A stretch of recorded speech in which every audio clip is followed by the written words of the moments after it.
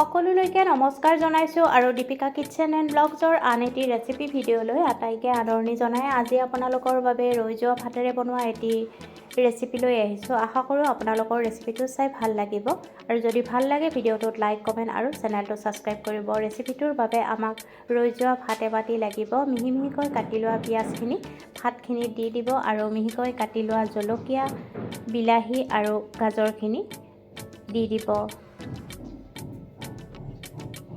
সোৱাদমতে নিমখ আৰু হালধি দি দিব আৰু চাউলৰ গুড়ি 3 চামুচ দি দিব। এতিয়া এটা কণী দি দিব আৰু ভালদৰে সানি ল'ব লাগিব।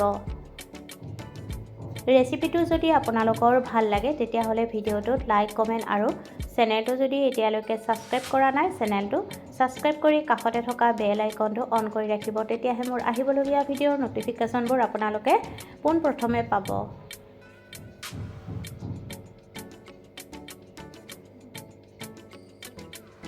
এতিয়া তাত অৰেগেনো আৰু চিলি ফ্লেক্স দি দিব। চিলি ফ্লেক্স আৰু অৰেগেনো দিয়াটো একেবাৰে অপশ্যনেল, আপোনালোকৰ ঘৰত নাথাকিলে নিদিলেও কোনো কথা নাই। এতিয়া পুনৰ ভালকৈ আটাইখিনি মিহলাই ল'ব।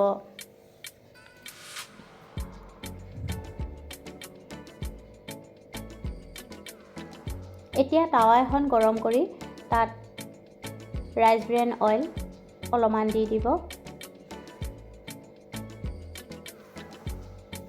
আৰু বনাই লোৱা ভাতৰ মিশ্ৰণখিনি অলপ অলপকৈ দি ভালকৈ চামুচেৰে বহলাই দিব।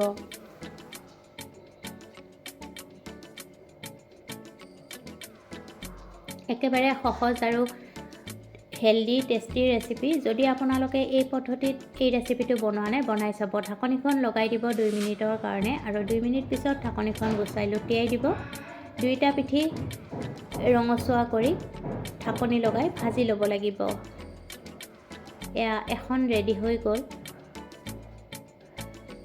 ঠিক তেনেকৈ আপোনালোকে বাকী কেইখনো বনাই ৰেডি কৰি ল'ব। পেনখন ডাঙৰ হ'লে আপোনালোকে 3-4খন একেলগে বনাই ল'ব পাৰিব। ওপৰেৰে অলপমান ৰাইচ ব্ৰেন অইল দি দিব, দি লুটিয়াই দিব।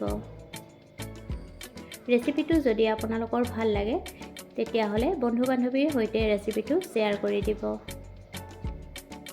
এয়া ৰেডি হৈ গ'ল। পুনৰ উপস্থিত হ'ম এটি নতুন ৰেচিপিৰ ভিডিঅ'ৰ সৈতে। ভিডিঅ'টো শেষলৈকে চোৱাৰ বাবে আপোনালোকক বহুত বহুত ধন্যবাদ জনালোঁ।